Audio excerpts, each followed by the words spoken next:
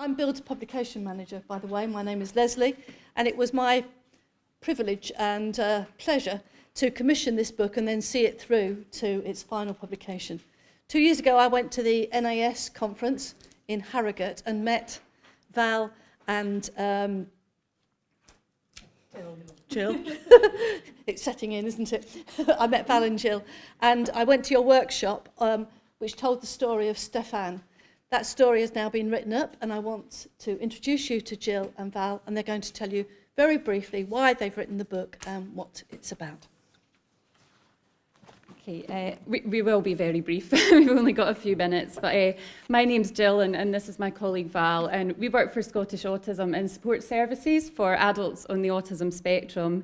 And we started having conversations about end-of-life care following the experiences of one particular team that we work with who supported a gentleman called Stephane throughout his life and ultimately through his death from terminal pancreatic cancer a couple of years ago.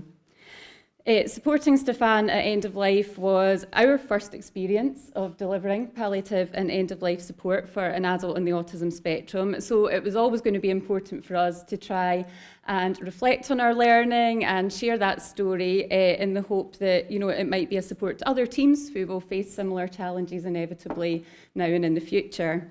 Because in addition to, I suppose, the more expected challenges of delivering that type of care for somebody, the impact of Stephane's autism on his thinking, his understanding, the way he responded to his illness, it really did pose a lot of additional challenges and questions for us. And not just for us, the support team, you know, our colleagues within the healthcare teams really lacked experience supporting someone on the autism spectrum at end of life too. So for an autism support team who have no experience of supporting somebody's physical care needs at end of life, and for healthcare professionals with little knowledge or experience of supporting somebody on the spectrum, there really, we felt, was a responsibility to try and start capturing some learning that goes some way to starting to bridge that gap. So this resource that we've created with the support of Bild really is our kind of first stab at trying to kind of capture some of that learning and share Stephane's story.